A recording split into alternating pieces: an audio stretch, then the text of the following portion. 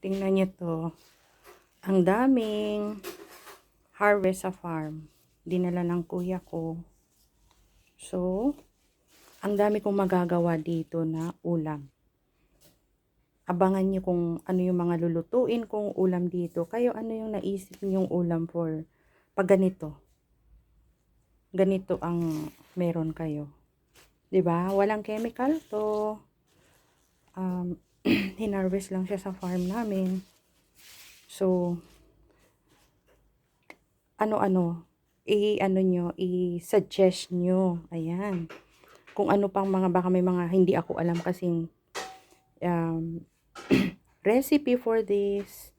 So, i-post ko ito and then type nyo sa chat box kung ano pang klase ng ulam ang magagawa nito. Kasi, I have 4 kinds na naisip, no? Kasi sa sobrang dami niya. Pero, baka kayo, mayroon kayo mai-suggest para at least, di ba, matry ko naman siya. Di ba? Matry ko naman yung, putahe ninyo. Putahe ba? Tama ba Tagalog ko? But, sa amin na Ibatan, ang daming magagawa nito. So, iyan. Ito ang aking project for today. Thank you so much.